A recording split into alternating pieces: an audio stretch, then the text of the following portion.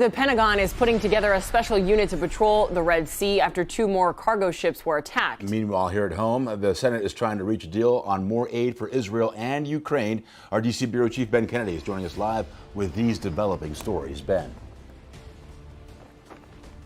Nicole and Lou, the U.S. Senate has been working now for 2 days, but still no deal. It comes as the White House says they have a plan to protect commercial ships in the Red Sea.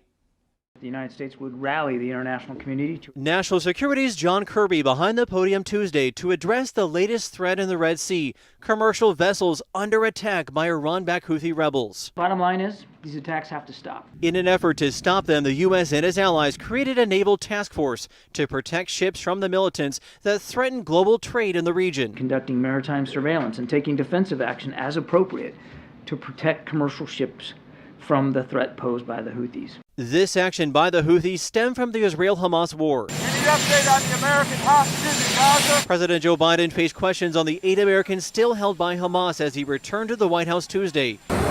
In response, he sent Defense Secretary Lloyd Austin to the Middle East to try and reach a deal for another ceasefire, a pause in fighting to get hostages out and humanitarian aid in. Meanwhile, on Capitol Hill, we still have more to do. The Senate is working to try and reach a last-minute agreement on additional aid for Israel and Ukraine, but Republicans also want legislation to address concerns at the U.S. southern border. Finding common ground on the border has been difficult.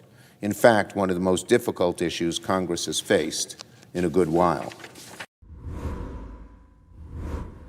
And to put things into perspective, when it comes to protecting those commercial ships, the Red Sea is a conduit for 10 to 15% of global trade, a big deal, which is why it is so important to keep those vessels safe. That is the latest from Washington. Ben Kennedy, Local 10 News.